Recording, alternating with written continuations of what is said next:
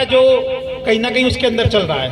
तो मैं फिलहाल दिल्ली में रहता हूँ और आप किसी बुंदेलखंड की भूमि से गांव छोड़कर दिल्ली गया हूँ, तो कुछ ऐसा चलता है कि वो शहर रास नहीं आता।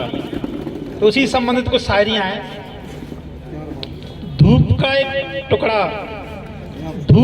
टुकड़ा रहता है इन पलकों की छाँव में, धूप का एक टुकड़ा रहता है इन पलकों की छाँव में, अच्छा खासा शहर बसा है इस छोटे से गांव में।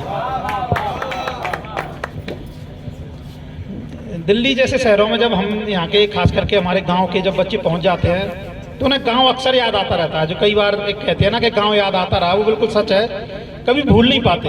लेकिन मजबूरी ऐसी है, रोटी नौकरी कि छोड़ के आ भी नहीं सकते। और अगर हम हिम्मत भी कर लें तो घर के हिम्मत नहीं करने देते, क्योंकि उन्हें लगता है कि नहीं इज्जत चली जाएगी, नौकरी है तो भाई आना नहीं है।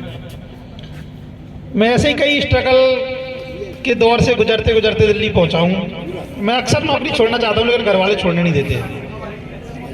पहली नौकरी से ही लगता था कि यार छोड़ दें, चलो कुछ और करते हैं, जिंदगी जीते हैं, क्योंकि लगता है कि जिंदगी ठहर सी गई है, किसी के लिए गुलामी करने के लिए थोड़ी ना जिंदगी जी रहे हैं, जिंदगी तो खुद की होती है। तो उस पर भी कुछ पंक्तियां हैं वो सुनाता हूँ। एक क्या कि सूरज पे घर बनाना, एक क्या कि सूरज पे घर बनाना और फिर छांव तलाश करना, एक क्या कि सूरज पे घर बनाना और फिर छांव तलाश करना, खड़े भी होना तो दलदलों में और फिर पांव तलाश करना। एक क्या कि सूरज पे घर बनाना और फिर छांव तलाश करना, खड़े भी होना तो दलदलों में और फिर पांव तलाश करना।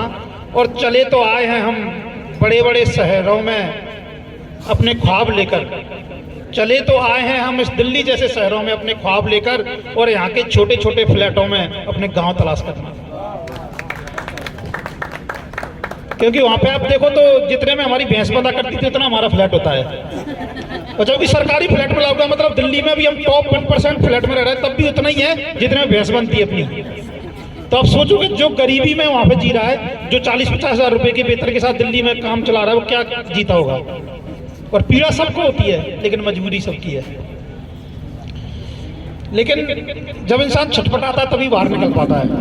अगर आपके अंदर छटपटाहट नहीं होगी तो आप बाहर नहीं निकल पाओगे। आपके अंदर अगर ऊर्जा नहीं होगी तो आप बाहर नहीं निकल पाओगे। तो इसके लिए मैं दो पंक्तियों से अपने आप को दिलासा देता हूँ। आते हैं तूफान आने दो।